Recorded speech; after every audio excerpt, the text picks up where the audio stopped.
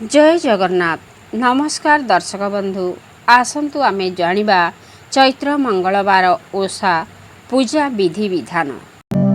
दोल पूर्णिमा बा फाल्गुन पूर्णिमा ठारू चैत्र पूर्णिमा एक मास, ता भितरे जेतोटी मंगलवार पड़िबो ताको आमे मंगला ओषा रूपे पालन करिथाउ। केउ वर्ष 4टी पाଳି पड़े तो केउ वर्ष 5टी पाଳି पड़े। एही वर्ष 5टी पाଳି पड़ुछि। एही 5टी पाଳି मंगलवार को मंगला ओषा रूपे पालन करिबा।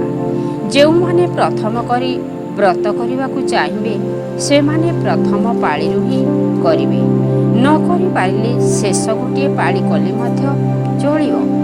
एही ओषा को विभिन्न जागारे विभिन्न भावरे पूजा करिथांती।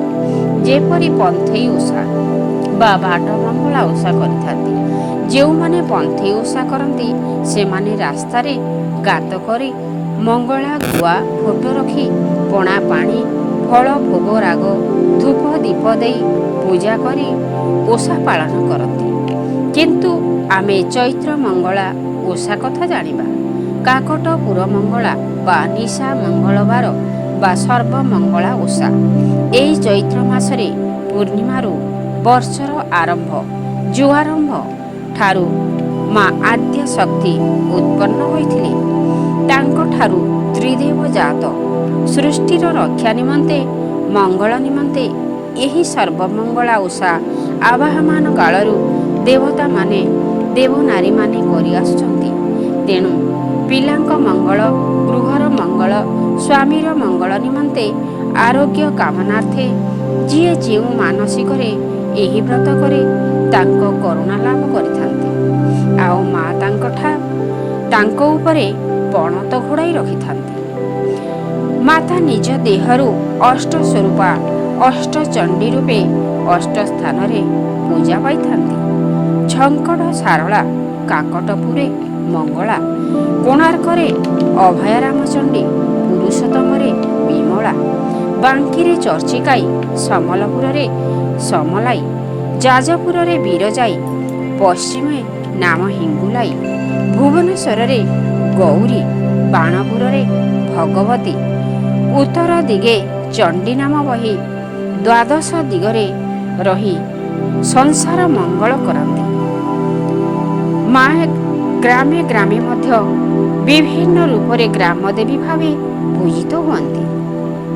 एही चैत्र मंगलवारे माँको पाखे माजणा करती आउ व्रत करती। आउ माँ तांको उपरे पणत घोड़ाई रखिथांती। ए तो गला माँको कथा।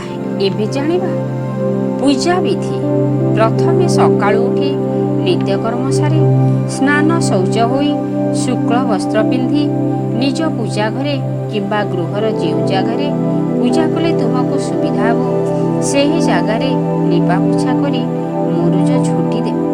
ता उपरे खटुली थिले खटुली किंबा पिढाटिए रखिबो। ताहा उपरे लाल कपड़ा बिछाई देबो। प्रथमे आंब डाल दे कुंभटिए बाढ़िबो। जदि माँको प्रतिमूर्ति अछि किंबा गुआ अछि ताहिले तांको हळदी अगुर चंदन जुआ गंगा जल स्नान कराइबो। पंचामृत देव। जदि फोटो थाए ताहेले गंगा जल पंचामृत छिंचन करिदेव। स्नान परे माँ को लाल कुंच पिंधाई देव, लाल कपड़ा पिंधाई देव, ओढ़णी देव, लाल शंखा पिंधेइब, सिंदूर कज्वल अलता पिंधाइब, लाल रंगर मंदार माँकर अति प्रिय खोजी आनी मालाटिए करी पिंधाई देव। घिओ दीपटिए जालिब, झुणा धूप देव।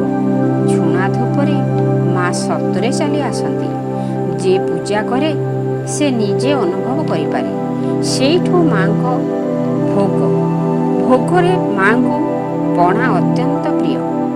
पणारे गुड़ छेना कदली नड़िया आंब गोलमरीच दही सबू मिसाई माँ को पाई गोटे पणा तैयारी करि रखिबो। गुड़र पाग दिया फुलालियारे मुआ करिबो। मेंची आठगोटी करिबो। ताहा चूड़ा गुड़ मिसा मेंची हौ ନହେଲେ ଅଟା ଭାଜି ଗୁଡ଼ ଚିନି ମିଶା 8 ଗୋଟି ମେଞ୍ଚି କରିବ। 8 ଗୋଟି ତ୍ରିଶାଖା ଦୁବରେ 8ଟି ଅଖଣ୍ଡିତ ଅରୁଆ ଚାଉଳ ଦେଇ ଫୁଲଟିଏ ଦେଇ ଗୋଟିଏ ଦୁବ ପୁଡ଼ି କରିବ। ମା'ଙ୍କୁ ଦୁବ ପୁଡ଼ି ଅତ୍ୟନ୍ତ ପ୍ରିୟ ଅଟେ। ଖାଲି ପ୍ରିୟ ନୁହେଁ, ଏହା ଅନେକ ଉପକାର ମଧ୍ୟ ହୁଏ। କେଉଁଆଡ଼େ ଗଲେ ସାଙ୍ଗରେ ଦୁବ ପୁଡ଼ି ଧରିଗଲେ ବିପଦ ଦୂରେଇ ଯାଏ, କାର୍ଯ୍ୟ ସଫଳ ହୁଏ, ଭୂତ ପ୍ରେତ ଦୁଃସ୍ୱପ୍ନ ପାଖ ମାଡ଼ନ୍ତି ନାହିଁ।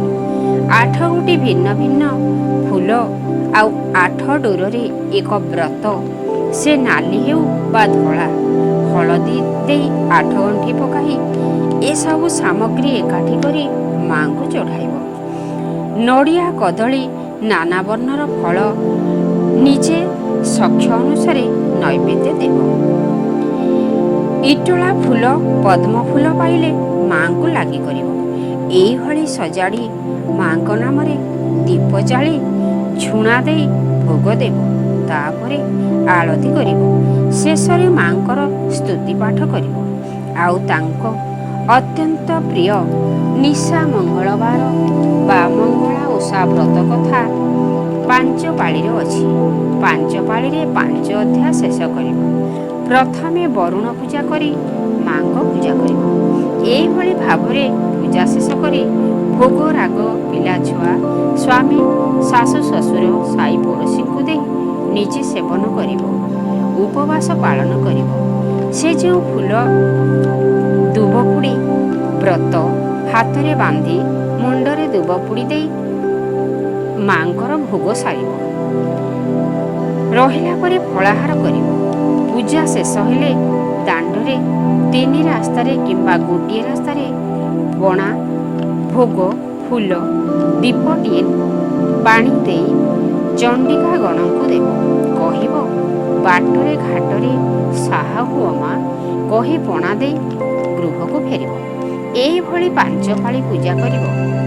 ନହେଲେ ଗୋଟିଏ ପାଳି ମଧ୍ୟ କରିବ। ତାହେଲେ ମା' ପ୍ରସନ୍ନ ହୋଇ ପଣା ତ ଘୋଡ଼ାଇ ରଖିବେ, ଯେତେ କଷ୍ଟ ବିପଦରୁ ଉଦ୍ଧାର କରିବେ।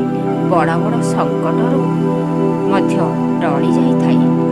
ଦୁବକୁ ଦାରୁ କରିବେ, ଅଦୃଶ୍ୟକୁ ଦୃଶ୍ୟ ଦେବେ, ଅପୁତ୍ରିକକୁ ପୁତ୍ର ଦେବେ, ନିର୍ଧନୀକୁ ଧନ ପ୍ରାପ୍ତ ହେବ। ମା' ବୋଲି ଥରେ ଅନ୍ତରେ ଡାକିଦେଲେ ଘୋର ସଙ୍କଟରୁ ଉଦ୍ଧାର କରନ୍ତି। ଏହା ଅନୁଭବର କଥା। ଆହୁରି ମା'ଙ୍କର ଅଲୌକିକ କଥାମାନ ଅଛି, ତାହା ଆର ଭିଡ଼ିଓରେ ଜାଣିବା। ସେୟାର ସବସ୍କ୍ରାଇବ୍ କରିବାକୁ ଭୁଲି ନ ଯାଆନ୍ତି। ଜୟ ମା ମଙ୍ଗଳା, ଜୟ ଜଗନ୍ନାଥ। ଆପଣ ଶୀର୍ଷକ ନ୍ୟୁଜ୍ର ୟୁଟ୍ୟୁବ୍ ଚ୍ୟାନେଲକୁ ସବସ୍କ୍ରାଇବ୍ କଲେଣି କି? ଯଦି କରିନାହାନ୍ତି ଏବେ କରିନିଅନ୍ତୁ। ଏହା ସହ ଶୀର୍ଷକ ନ୍ୟୁଜ୍ର ଫେସବୁକ୍ ପେଜ୍କୁ ଓ ଟ୍ୱିଟରକୁ ଲାଇକ୍ ଓ ଫଲୋ କରନ୍ତୁ। ଜୟ ଜଗନ୍ନାଥ।